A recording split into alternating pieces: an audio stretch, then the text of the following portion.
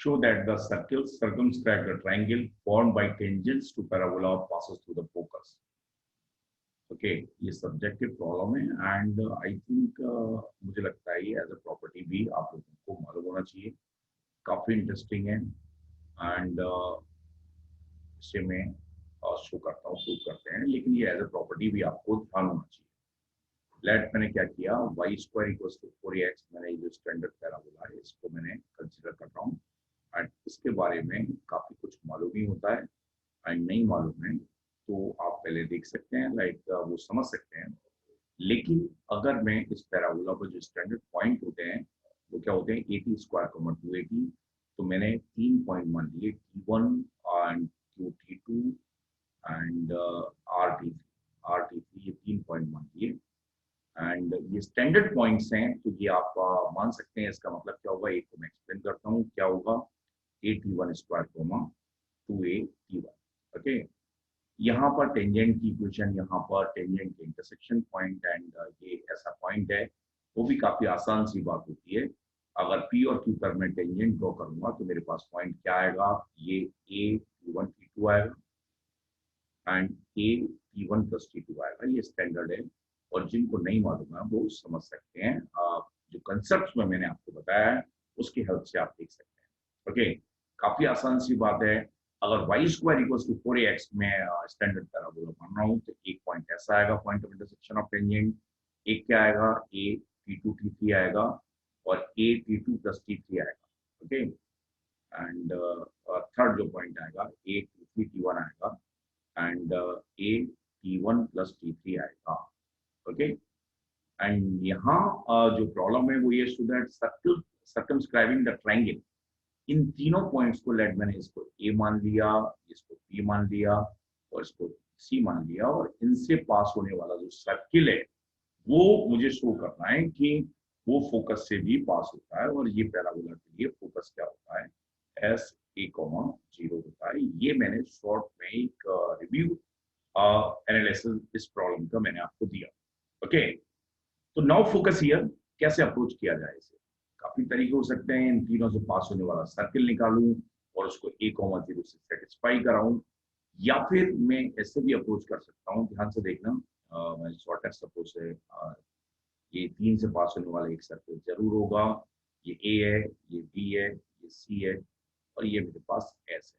ठीक है, अब मैंने क्या किया, ध्यान से देखिए, मैंने क्या किया, लाइक मैंने अगर मैं ये करता हूँ कि यहाँ से मैंने A को S से ज्वाइन किया, B को S से ज्वाइन किया और इस एंगल को कैलकुलेट कर, पता नहीं ये किस सीक्वेंस में, कोई दिक्कत नहीं है, इसका tan कैलकुलेट कर दूँ और इसका भी tan कैलकुलेट कर दूँ। अगर ये दोनों एंगल या तो बराबर आ जाए, बात समझ आई, या फिर दोनों का जो इन दोनों का सम है तो वो कितना आ जाए, 180 आ जाए, तो ये कॉन्सेक्टिव हो जाए, यही मुझे शो करना है। क्योंकि ये प्रॉपर्टी क्या लगा रहा हूँ कि अगर मेरे पास सर्किल है ऐसा तो सेम आर्क से जो एंगल बनते हैं वो इक्वल ओनली सर्किल के केस में बनते हैं।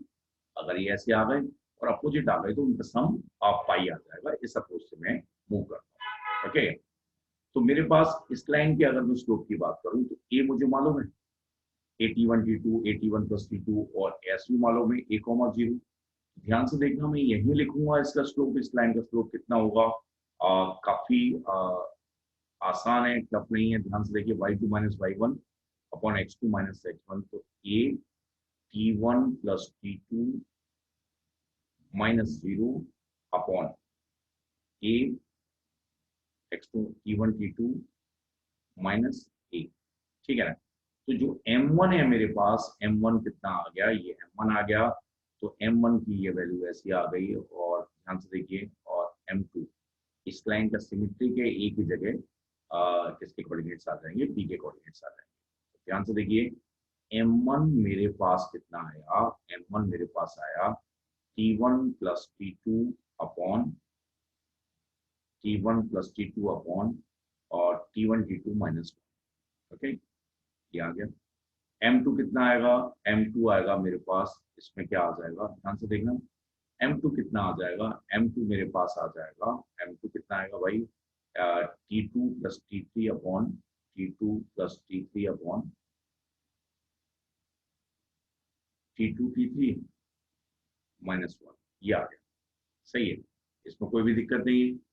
ठीक है, नाउ फोकस हियर, अगर मैं टेन अल्फा की वैल्यू निकालना चाहूँ तो टेन अल्फा की वैल्यू मैं निकाल सकता हूँ। इसको मैं सिंप्लीफाई कर लूँ क्या, T1 T2 से डिवाइड करके कर लूँ या नहीं करता, कोई बात नहीं। टेन अल्फा की वैल्यू निकालना चाहूँ तो टेन अल्फा की वैल्यू मैं इंक्लूड वाइज बाद में देख लेंगे। अगर मैं टेन अल्फा वन की वैल्यू निकालना चाहूँ तो ये कितना आएगा, ध्यान से देखना, mod M2 minus M1 upon 1 plus M1 M2, तो M3 माइनस M2, तो M3 पूरा लिखेंगे, M2 माइनस, हाँ पूरा लिखना चाहिए। ध्यान से देखिए, टेन अल्फा की वैल्यू मेरे पास कितनी आएगी, M2 like M2 minus M1 upon 1 plus M1 M2, M2 minus M1 upon 1 plus M1 M2। Okay, अब ये जो है, ये जो लाइन है, ध्यान से देखिए, ये ए और सी है, ए और सी में क्या कॉमन है, ये टेंजेंट ही तो होगी ना। ए और सी में क्या टेंजेंट होगी, ए और सी कहाँ है, ए और सी ये है, तो ए और सी में क्या कॉमन है, T1 है, तो T1 पे टेंजेंट है, तो टेंजेंट का स्लोप कितना होता है, 1/T1 आता है। तो इस लाइन का जो स्लोप होगा वो 1/T1 होगा, क्या होगा, यस होगा, 1/T1 हो जाएगा, नहीं हो जाएगा, 1/T1 है, T1 इस लाइन का स्लोप 1/T1 है। तो अगर यहाँ पे M3 की मैं बात करता हूँ, ध्यान से समझना, मैंने डायरेक्टली बिना कैलकुलेट किए इसका स्लोप 1/T1 कैसे बताया, क्योंकि ये ए और सी है, तो ए और सी पे ए सी जो लाइन है वो टेंजेंट एट T1 ही होगा, क्योंकि क्यू के संग यहाँ पर इंटरसेक्शन आ गया, आर के संग यहाँ पे आ गया। ओके, तो 1/T1 आ गया इस लाइन का स्लोप, और एक लाइन का स्लोप आया M4 1/T2 आ गया, बी वाले का, ये वाली बी है, तो इसका ये स्लोप कितना आया, BC पे जो कॉमन है, BC पे T2 1/T2 आ गया। ठीक है, तो टेन अल्फा टू की वैल्यू कितनी आई, ध्यान से देखिए, टेन अल्फा टू की वैल्यू कितनी आ गई, M4 minus 1/T2 minus 1/T1 upon 1 plus 1/T1 T2। ठीक है, तो ये मेरे पास आ गया T1 minus T2 upon T1 T2 plus 1, ऐसा कुछ आ गया। सही है, यहाँ पर भी देखते हैं क्या बन रहा है, यहाँ पर भी अगर आप देखेंगे तो इसको थोड़ा सा मैनेज करना पड़ेगा कि लाइक ये कितना एंगल बन रहा है, कैसे मैं इसको अप्रोच कर सकता हूँ। ठीक है ना, तो नाउ फोकस करिए, अगर मैं इसे θ1 बना रहा हूँ, इसको अगर मैं θ1 कह दूँ, तो T1 T2 से अगर मैं डिवाइड कर दूंगा तो ये कितना आ जाएगा, tan ऑफ θ2 माइनस θ1 आ जाएगा। बात समझ आई, T1 T2 से डिवाइड कर दूंगा तो 1/tan ऑफ θ2 माइनस θ1 आ जाएगा। ठीक है ना, और ये कितना आएगा, T1 T2 से डिवाइड अगर मैं करूंगा तो ये θ1, ये कितना आएगा,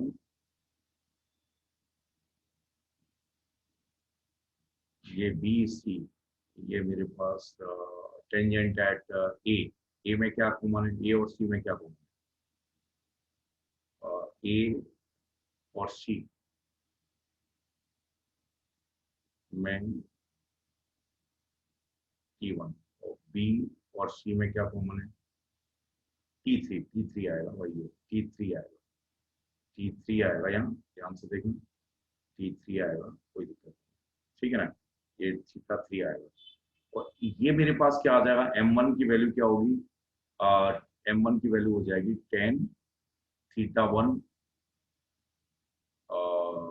लाइक M1 की वैल्यू कितनी होगी मेरे पास, T1 T2 से अगर मैं डिवाइड कर दूं θ1 प्लस θ2 हो जाएगी। सही है, और ये कितना आ जाएगा, tan θ2 प्लस θ3 आ जाएगा। तो ध्यान से देखना कि अगर मैं यहाँ पर ये रिप्लेस करूंगा तो डायरेक्टली ही ये क्या आ जाएगा, tan ऑफ θ3 माइनस θ1 आ जाएगा, जो कि इक्वल है, और साइन की अगर चेंज आएगा तो वो पाई भी आ सकता है। काफी इंटरेस्टिंग तरह से मैंने ये मैनिपुलेशन की है, इसको बहुत अच्छे से समझिए, बहुत ही कुछ सीखने को, पूरा का पूरा पैराबोला इसमें रिवाइज हो रहा है। अच्छे से ध्यान से समझना, मैं कैसे अप्रोच की है, कैलकुलेशन कैसे किया है, काफी इंटरेस्टिंग है। पहली बात जो यहाँ पर आपको सीखने को मिली इस प्रॉपर्टी से कि T1 पर टेंजेंट, T1 पर टेंजेंट, ध्यान से सुनना भाई, T1 पर टेंजेंट, पहली ही सबसे काम की बात जो यहाँ पर सीखने को मिली कि इसकी स्टैंडर्ड पैरामेट्रिक इक्वेशन क्या है, AT square comma 2AT। Okay, पहली जो मैं बात बताऊं आपको वो ये है कि y equals to A X square मेरे पास है, और Y square equals to 4ax। तो इस पर स्टैंडर्ड पैरामेट्रिक इक्वेशन क्या है, AT स्क्वायर कॉमा 2AT, और 2AT, AT square comma 2AT। Okay, दूसरी जो काम की बात है वो ये है, यहाँ पे अगर मैं टेंजेंट की इक्वेशन निकालूं तो y1 से रिप्लेस कर दूंगा, तो y into 2AT equals to कितना आ जाएगा, 4a and x plus AT square, y1 x plus x1, ऐसा कुछ आ जाएगा। एंड जब मैं इसे रिप्लेस करूंगा तो y2 भी आएगा, एंड जब मैं इसे रिप्लेस करूंगा तो ये मेरे पास कितना आ जाएगा, y इक्वल्स टू, और 2a का आ जाएगा x by t, and like ये AT square x by t plus AT आ जाएगा, ऐसा कुछ आएगा। सही है, ये टेंजेंट की इक्वेशन होती है, ये टेंजेंट की इक्वेशन होती है, ये मुझे आ गया। ठीक है, दूसरी जो काम की बात है, अनदर काम की बात जो यहाँ पर मेरे को समझ में आई, T1 और T2 पे अगर मैं टेंजेंट के इंटरसेक्शन पॉइंट क्या होता है, T1 T2, वो आप कैलकुलेट कर सकते हैं, T1 प्लस T2 स्टैंडर्ड है, ये भी ध्यान रह जाएगा यहाँ से। एंड क्योंकि अगर यहाँ पर T1 रखिए, T2 रखिए, उनका इंटरसेक्शन पॉइंट निकालिए। ओके, थर्ड वन जो बात है कि अगर मैं ये जो एंगल है, एंगल कैसे कैलकुलेट किया है, ये मैनिपुलेशन वाला जो पार्ट है बहुत ही इंटरेस्टिंग है। मैंने इन चारों पॉइंट्स कॉन्सेक्टिव होते हैं जो भी ये प्रॉपर्टी दी है कि PQR पे अगर मैं टेंजेंट्स ड्रॉ करूंगा किसी भी पैराबोला के लिए, तो उन टेंजेंट्स से जो ट्राइंगल बनेगा उसका सर्कम सर्किल फोकस से पास होता है। ओके, ये मैंने यहाँ पर प्रूव किया।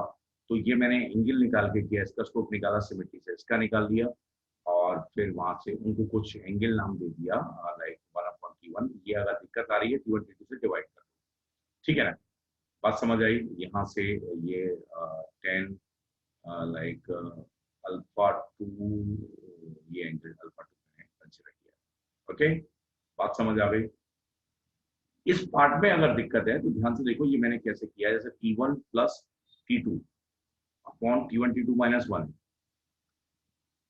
तो इससे मैंने क्या लिख दिया, T1 T2 से डिवाइड कर दिया, तो 1/T2 plus 1/T1 upon 1 minus 1/T2 1/T1, और ये θ2 है, tan θ2, तो tan θ2 plus tan θ1 upon 1 minus tan θ2 tan θ1, तो tan ऑफ θ1 प्लस θ2, ऐसे कुछ लिखा है मैंने।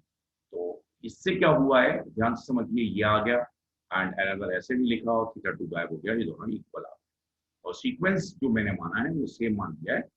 अदरवाइज वो पाई का डिफरेंस भी उनमें आ सकता है, अपोजिट अगर लिखिए। ओके, तो काफी काम की प्रॉब्लम है, रिवीजन काफी कुछ है इसमें, और मुझे लगता है एज अ प्रॉपर्टी भी ये आपको ध्यान रखनी चाहिए। ओके,